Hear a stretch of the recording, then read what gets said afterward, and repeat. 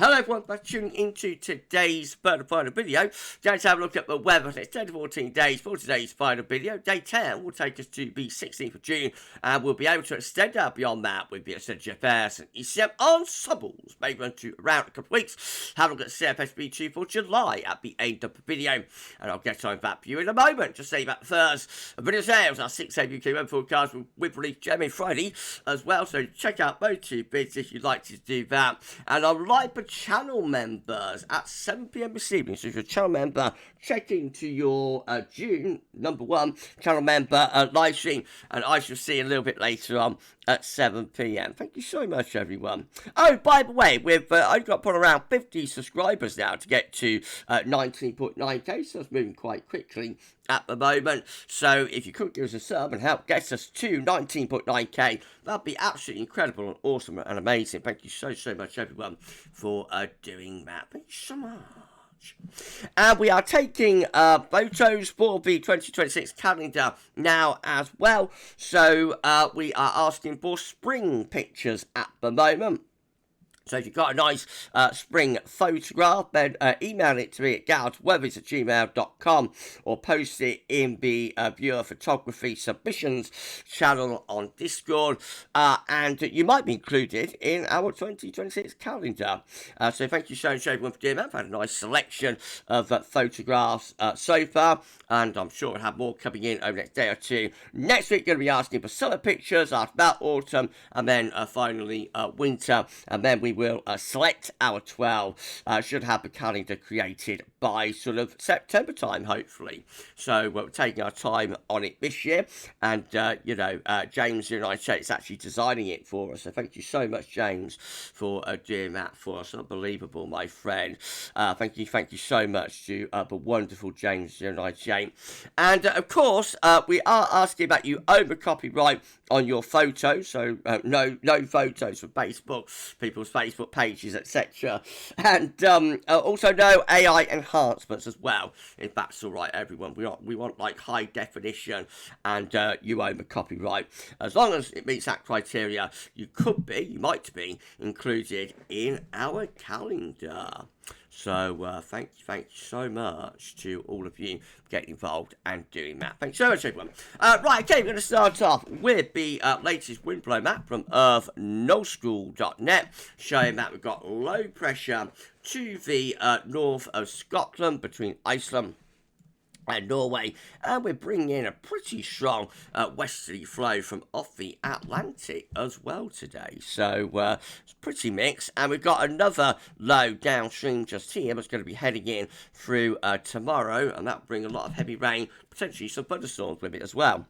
Now, can I show you the central temperature? I can't get onto the page at Hadley, so we'll try and update you with that tomorrow. We'll move straight on, have a look at the GFS upper air temperature and precipitation ensembles. Next couple of weeks, we're at London today. The red line is the 30-year upper air temperature average for London. So it's starting off below average with the upper air temperatures at the moment, but they're going to be on a warming trend over the next few days through next week, becoming very warm, potentially quite hot actually through the course of next week. But also suspiciously like a heat spike, I have to say, spiking up and then coming back down again.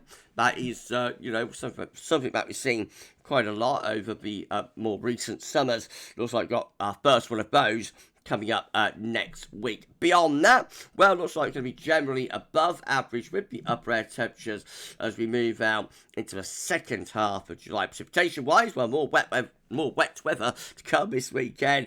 Going into drier conditions pretty much of next week, perhaps more unsettled again by the end of next week. That might be a bit of a thundery breakdown from the push up in the temperature to cool down. There might be some thunder involved in that, and then we're drier as we move out through the third week of June. Temperature anomalies for the next 5 days to the 11th of June, generally a little bit below average, but the 6 to 10 day is going much warmer than average, so it cools up, but soon warming things up. 10 to 14 day also with above average temperatures there in the orange and red shaded colours. Precipitation anomalies for the next 7 days to the 13th of June, average or possibly even a little bit drier than average. 8 to 14 day, also looking drier than normal as well. Right, let's start going through the chart data. Let's have the latest UK Met Euro run. Looking for midnight on Monday. High pressure ridging to the south, low pressure is away to the north, still flat and westerly. Through next week, high pressure builds to the south, switches the wind room the southerly direction. Must start to pull out some really quite hot air from the south, plus 15 Celsius iceberg moving north across England, Wales, plus 20 Celsius iceberg moving into northern France, becoming hot, and then low pressure takes over. Moves in from west, might bring a thundery breakdown at the end of next week, and also lowers the upper air temperature as well, pushes that heat away into the low countries in Germany. Classic sort of heat spike there. Icon again showing high pressure building up from the south through next week, switching the wind around to a southerly direction. That drags up hotter air from the south, but it's quickly swept aside as low pressure comes in from off the Atlantic, moves that way to Germany. Though, again, probably around Thursday, temperatures peak, and then there might be some thunder before it starts to cool down, turn fresher into the end of next week. Let's have a KMA is looking. Again, got that wind coming up from a southerly direction through the middle part of next week, only very briefly though, and then low pressure breaks that down and pushes the heat away. High pressure re-establishes both from the south, turning dry and very warm here as we get to around the 18th of June, under that area of high pressure, 1,030 millibars, so that should bring a lot of dry and potentially very warm or even quite hot weather with it. Okay, let's go through the GFS, starting with a midnight run. Again, high pressure strengthening over and to the east of the country through the course of next week. Switches the wind around to a southerly southeast, and then low pressure heads in from off the Atlantic, bringing showery conditions in with it. Day 10 sees high pressure ridging up from the southwest, so a lot of dry, warm, very warm weather likely with that. And high pressure remains in control as we push on to the 22nd of June. High pressure just drifted back out into the Atlantic, but a lot of anticyclonic influences there, showing that we're probably in for an extended period of drier weather into the second half of June, and potentially often warm or very warm as well.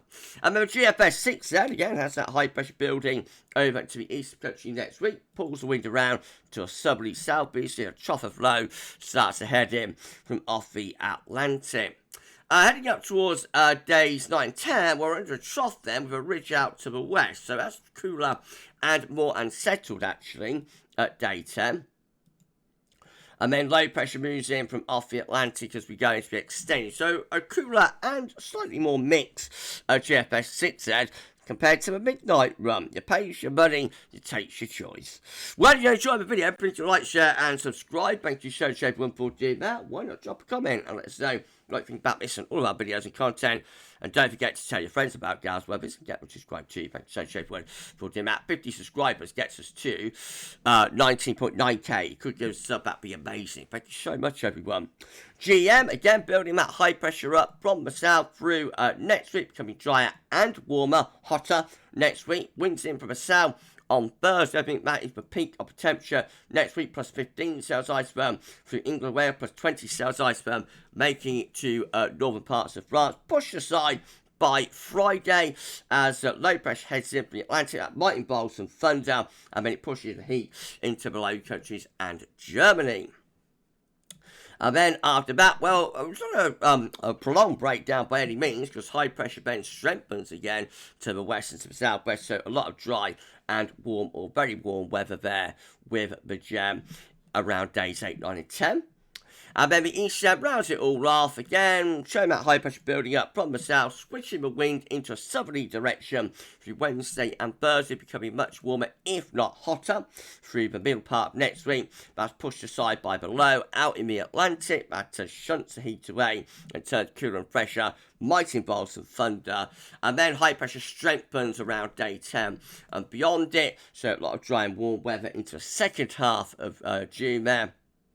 But then eventually the high pressure pulls out to the west and starts to pull down this northerly. So you go from southerlies to northerlies. That gets us to the 21st of June. Looking quite cool then, actually. Winds in from the north and possibly some showers from more eastern regions. This is the precipitation forecast based on that ECM run from Tibet.com. So plenty of wet weather to come this weekend with showers and or long spells of rain. Next week the trend is a drying one. And then showers start to move in from off the Atlantic, possibly with some downpours mixed in as well. So, again, that cool down around Friday. Well, heat peaks Thursday, cool down Friday. That might involve some thunder. But after that, a lot of dry weather to come, actually. It doesn't look like it's going to be turning especially unsettled. These are the options on the table within the ECM ensembles today. 4-day 10 from the Icelandic Met Office is getting us to the 16th of June. 30 members of the ECM ensembles with high pressure right over top of the country. Mostly dry and warm, or very warm. In fact, 21 with high pressure just to the southwest. That should bring quite a bit of dry weather with it. That includes big control and the operational run. They're both basically high and dry at day 10. And then in 2 weeks' time, this is the option map we've got. Gets us to the 21st of June. 51 out of 51 members of the ECM ensembles, all of them, with high pressure over and slightly to the west of the country. That could bring in the wind from more of a northerly direction, so cooler, but again, a lot of dry weather with that high pressure sitting close to or just to the west of the country. No, I think we're going drier into second half of June again. Bit of a question about the temperature. And then finally, the CFS for July. Remember, these charts change daily. This is the latest 700 millibar height anomaly idea. So high pressure ridging in from the Azores into the west and the north of Europe. Jet stream is up here somewhere. That should bring a lot of very warm weather, possibly hot weather, into July. The temperature anomaly is above average, quite significantly so for England and Wales. That's 1 to 2 degrees above normal. So quite a hot July possible there, and no signal for precipitation, but I would have thought a relatively dry month would be likely with that. We'll see. Okay, we're done. If you've enjoyed the video, please do like, share, and subscribe. Thank you so much for doing that. Drop a comment, let us know what you think about this and all of our videos and content. Don't forget to tell friends about GavsWeatherVids. Get to subscribe too. Thanks everyone for doing that. Right, tomorrow we're going to have a 6 AM UK weather forecast. I think we've got the 10 to 14 day coming up tomorrow as well. Other updates are possible too. And I'm live for channel members at 7 PM this evening. So if you're a GavsWeatherVids channel member, check into your channel member live stream and I shall see you a little bit later on. For this one, that's all for now, and thanks for watching.